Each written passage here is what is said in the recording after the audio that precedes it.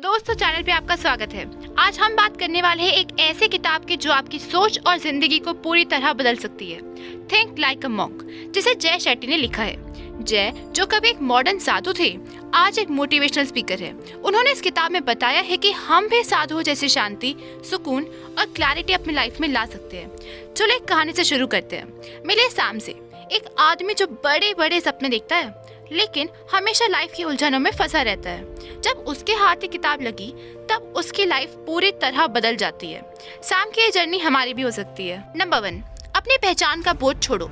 Writer सबसे पहले यही समझाते हैं कि हम सब अपने ऊपर दूसरों की दी गई पहचान का एक बोझ ढो रहे हैं। जैसे कि लोग हमसे क्या उम्मीद करते हैं, सोशल मीडिया पर क्या दिखाना है, या फैमिली की सोच। लेकिन असली खुशी तब मिलती है जब हम खुद को अंदर से जानने लगते हैं कि हम सच में कौन है।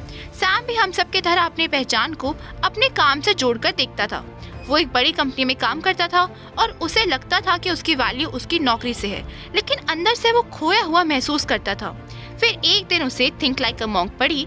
तब उसके बाद उसने खुद से सवाल करना शुरू किया, क्या मैं वही कर रहा हूँ जो मुझे खुश करता है? धीरे धीरे सैम को एहसास हुआ कि उसकी पहचान उसके क्रिएटिव काम में है और दूसरों की मदद करने में है, ना कि सिर्फ उसके काम में।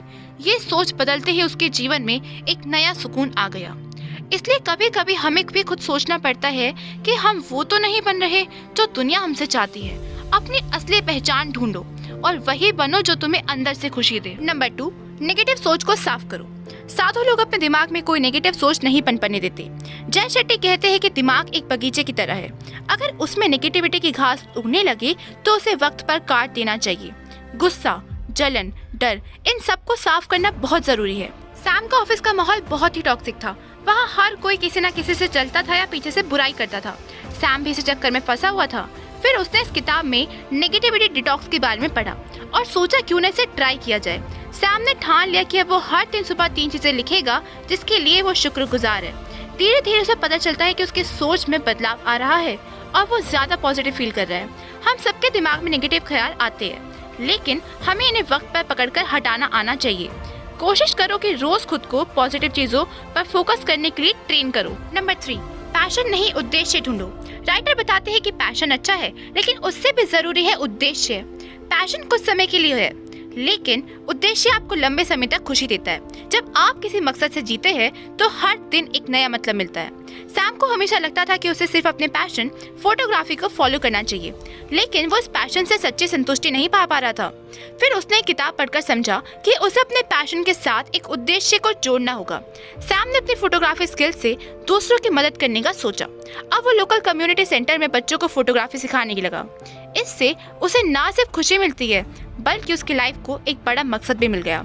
पैशन से आगे बढ़कर सोचो। ये देखो कि आपके पैशन से आप दूसरों की मदद कैसे कर सकते हो। जब तुम्हें किसी बड़े मकसद के लिए काम करोगे तो सच्ची खुशी वहीं मिलेगी। नंबर 4, रूटीन और डिसिप्लिन। साधु अपने लाइफ में सख्त डिसिप्लिन रखते हैं। जय शेट्टी कहते हैं कि डिसिप्लिन आपको आज़ादी देता है। एक अच्छा रूटीन आपकी लाइफ में स्थिरता देता है, जिससे आप ज्यादा प्रोडक्टिव और सुकून में रहते हैं। सैम की सुबह हमेशा बड़ी बिखरी हुई होती थी। बिना किसी प्लान के दिन शुरू करता था और दिन भर खुद को थका हुआ महसूस करता था।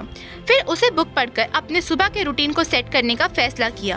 अब सैम हर दिन सुबह जल्दी उठता है, मेडिटेशन करता है और अपनी बॉडी को स्ट्रेच करता है। कुछ हफ्तों में ही सैम को महसूस होने लगा कि उसकी लाइफ ज्यादा बैलेंस्ड हो गई है। उसकी सुबह अब पॉजिटिव तरीके से शुरू होती है और दिन भर वो एनर्जेटिक फील करता है। एक रूटीन बनाओ जो तुम्हारी लाइफ को स्थिरता दे। अपने सुबह की शुरुआत को सुकून देने वाली एक्टिविटी से करो, चाहे वो मेडिटेशन हो, वॉक हो या कुछ और। नंबर 5, फोकस और माइंडफुलनेस।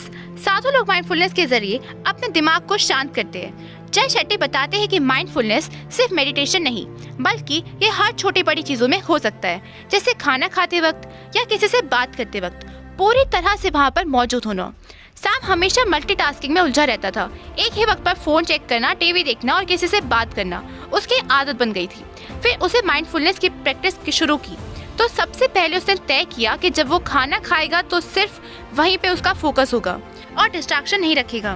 धीरे धीरे उसे महसूस हुआ कि माइंडफुलनेस से उसके लाइफ में काफी सुकून आ गया है।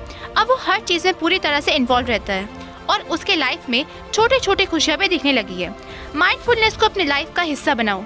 हर छोटे काम को भी पूरे ध्यान से करो, चाहे वो खाना हो या किसी से बात करना। इससे लाइफ की क्वालिटी बढ़ेगी। नंबर 6 और आखिरी, दूसरों की मदद। साधुओं की जिंदगी का बड़ा हिस्सा सेवा से जुड़ा होता है। जय शेट्टी बताते हैं कि दूसरों की मदद करने से हमें सच्ची खुशी मिलती है। जब हम दूसरों के लिए कुछ करते हैं तो हमें भी अंदर से अच्छा महसूस होता है। सैम को अपनी लाइफ में कुछ कमी लग रही थी, लेकिन उसे समझ नहीं आ रहा था कि वो थी क्या। किताब पढ़कर उसने दूसरों की मदद के बारे में सोचा। उसने लोकल कम्युनिटी में वॉलंटियरिंग करना शुरू किया और धीरे धीरे उसे पता चला कि दूसरों की मदद करने से उसे वो सुकून मिल रहा है जिसकी उसे तलाश थी। अगर जिंदगी में कभी खालीपन लगे तो किसी की मदद करने की कोशिश करो। दूसरों की सेवा में ही सच्ची संतुष्टि है।